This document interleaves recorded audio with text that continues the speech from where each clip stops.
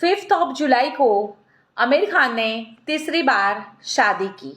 उनकी शादी के साथ साथ ही पूरा सोशल मीडिया दो हिस्सों में बंट गया। किसी किसी लोगों ने बताया कि 61 ईयर्स की एज में बाल झड़ जाते हैं, दांत गिर जाते हैं और ये जनाब शादी कर रहे हैं। किसी किसी लोगों ने बताया कि बॉलीवुड में ये सारी बातें बहुत ही ज़्यादा कॉमन है।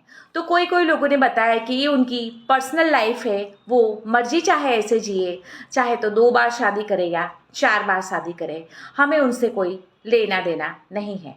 इस तरह वो अपनी शादी को लेके लोगों के द्वारा ट्रोल किए गए। तो असली सवाल ये है कि लोग दूसरे को उनकी पर्सनल लाइफ के लिए इतना जज क्यों करते हैं।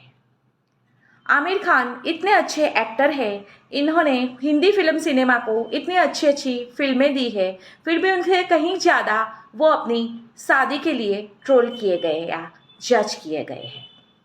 हमारी सोसाइटी में भी अक्सर ऐसा ही होता है।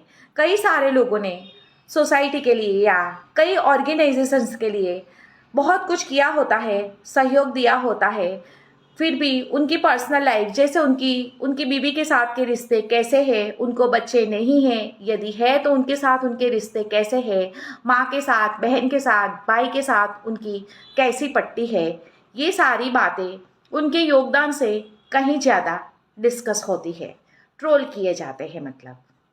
जबकि सच्ची बात तो हमें कभी भी पूरी तरह से पता नहीं लगती है। तो दो एडल्ट लोग, चाहे भले उनकी शादी की उम्र बीत गई है, फिर भी यदि वो नए तरह से अपनी ज़िंदगी शुरू करना चाहते हैं तो उसमें गलत क्या है? उनकी शादी गलत है या हमारी सोच गलत है? ये सोचने वाली बात है। जब भी कुछ आगे पीछे होता है तो हम कहते हैं मूव ऑन कर जाओ, मूव ऑन कर जाओ। और यदि सच में कोई मूव ऑन कर गया तो सोसाइटी उसे फिर से ट्रोल करने लगती है, जज करने लगती है। कई बार शादी कितने साल तक चली, उससे कहीं ज़्यादा शादी के बाद दो लोग एक दूसरे के प्रति कितना रिस्पेक्टफुल रह पाते हैं या एक दूसरे के ऊपर कीचड़ उछालते हैं, ये बात ज़्यादा मायने रखती है। जब उनकी शादी चली होगी तो कैसी रही होगी, ये बातों से ये सारी चीज़ का भी थोड़ा बहुत अंदाज़ा लगाया जा सकता है। शादी पहली हो या दूसरी हो, पर उसके लिए प्यार, रिस्पेक्ट और लगाव का होना बहुत ज़रूरी है।